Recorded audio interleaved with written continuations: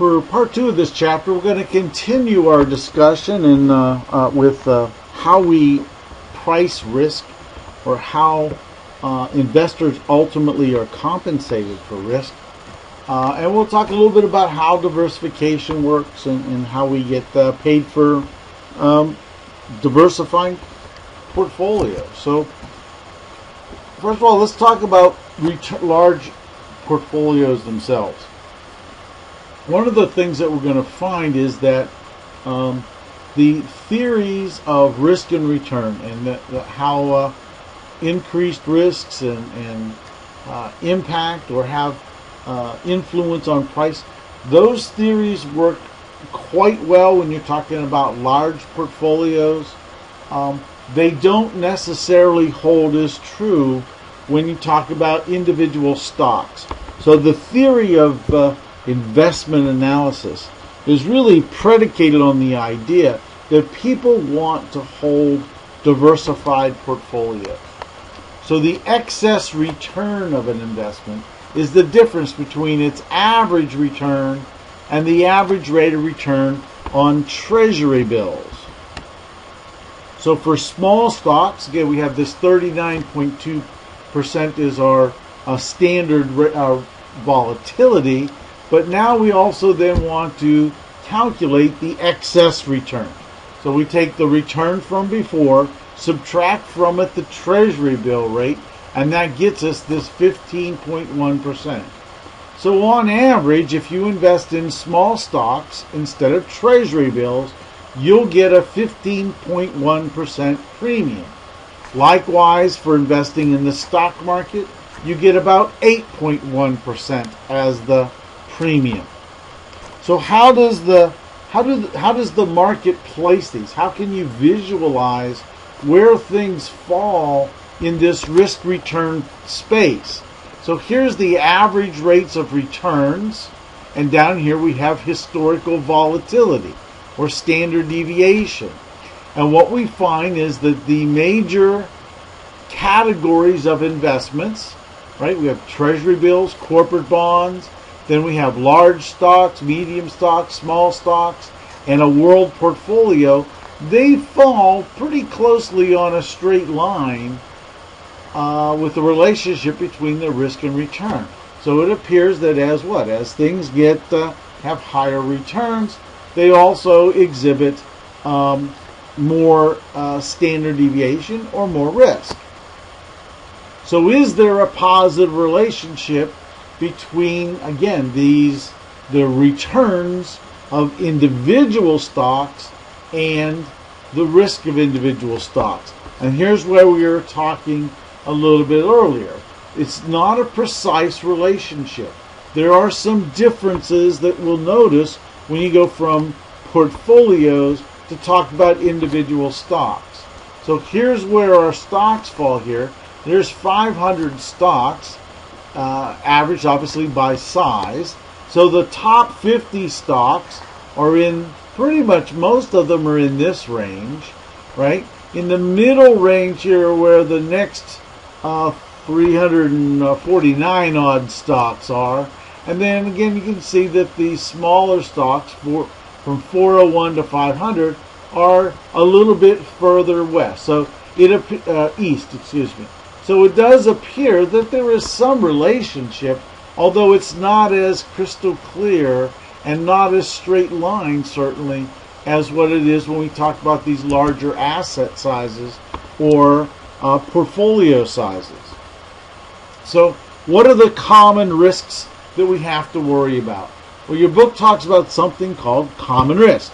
That's risk that's perfectly correlated. It's risk that affects all securities.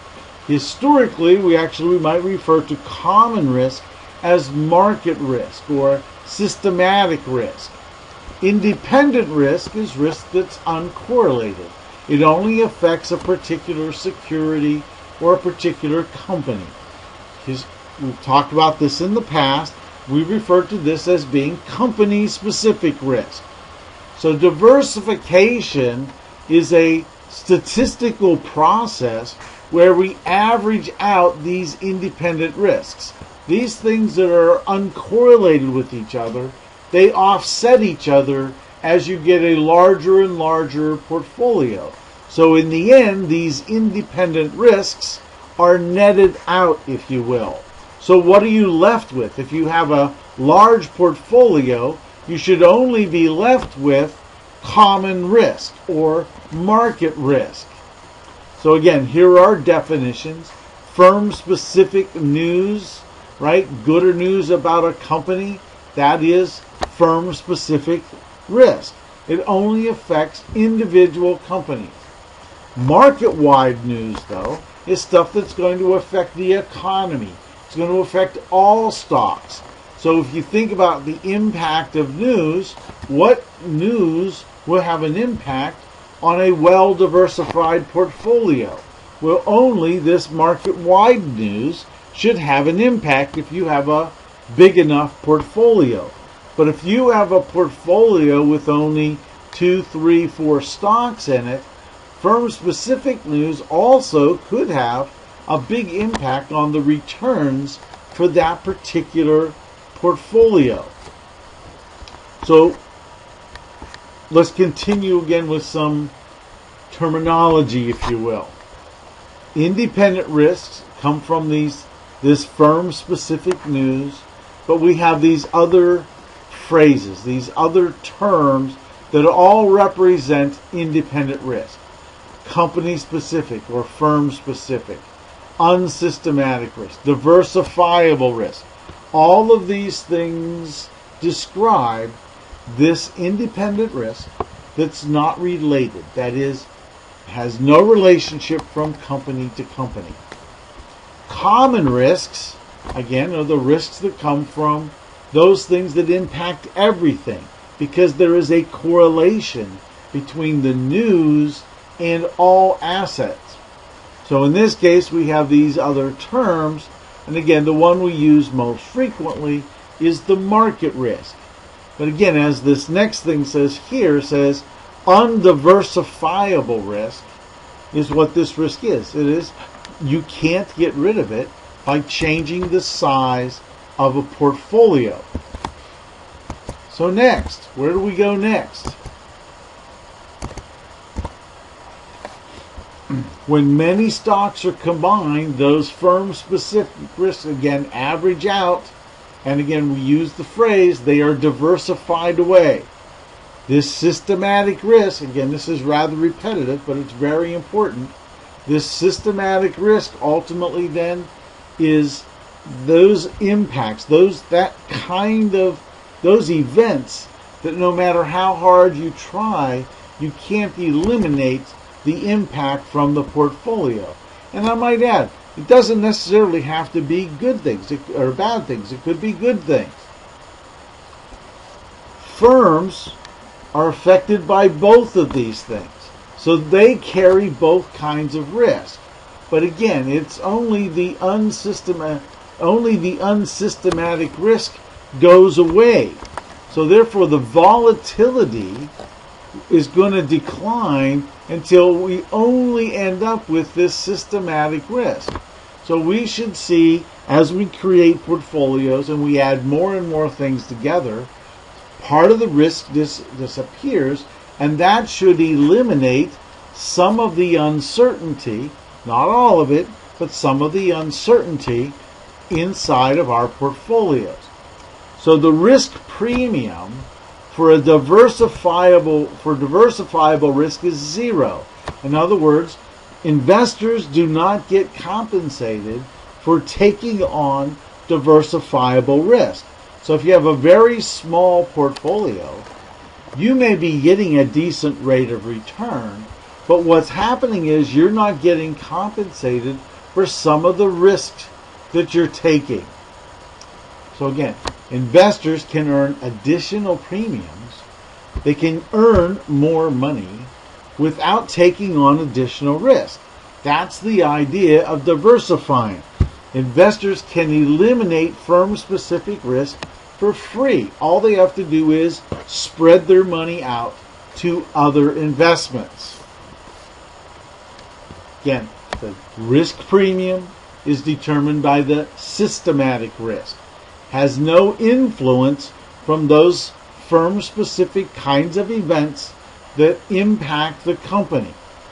So again, it implies that the stock's volatility, measured by total risk, is not especially useful when you talk about risk premiums, because risk premiums imply a well-diversified portfolio.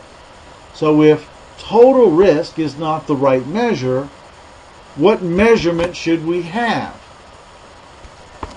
So again, that's essentially the question is thing, right? How do you measure that thing?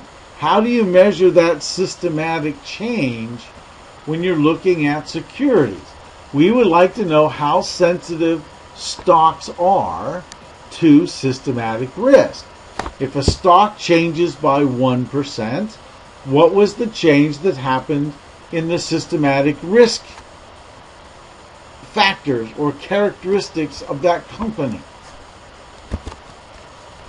So let's take a step back and start thinking a little bit more about some investment theory. What is an efficient portfolio? An efficient portfolio contains only systematic risk.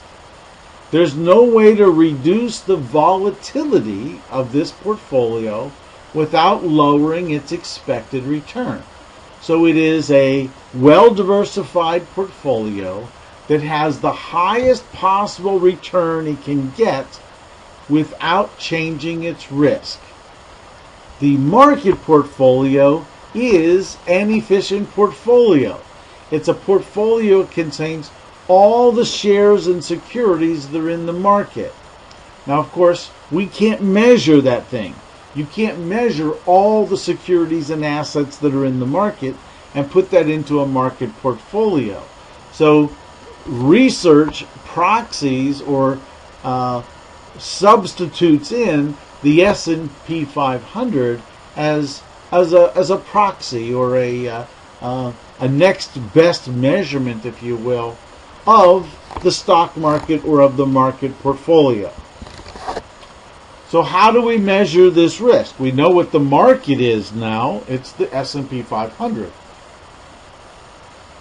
How do stocks change relative to changes in the stock market? So beta is this measure. It really is a statistic. It's the expected percent change in excess return of a security for every 1% of the excess return of the market. So beta differs a little bit from volatility. Volatility measures total risk. Beta is a measure only of systematic risk. So standard deviation is a measure of risk for a single asset. But as soon as we start talking about portfolios, we need to change our measurement of risk, because now we've changed the pricing mechanism based on risk. Prices, returns, are determined only by the systematic risk of investments. So here we have some stocks and their betas. This goes from 2007 to 2012. So here are some stocks with respect to the S&P 500. And you can see that there's a variety of betas here. Here are the betas of these stocks. So we have General Mills is 0.2. If you go down here away, Google is 1.14. And you can find in here a variety of companies, right? And you find their industries, and you can identify, obviously, or look at what their betas are. Continuing on a little bit more, the alphabet, you can go down and find other companies. Here's Disney is 1.2. Go down here, United States Steel, 2.52. Harley Davidson's 2.23. So again, what does beta measure? How do we interpret beta? A securities beta measures how sensitive it is to changing economic conditions. The higher the beta, the greater the sensitivity. So cyclical industries are going to be pretty sensitive. They're going to have higher betas. Defensive industries like grocery stores, pharmaceutical companies, the utility companies, These are very defensive. They don't change all that much. They're not impacted by the economy as much.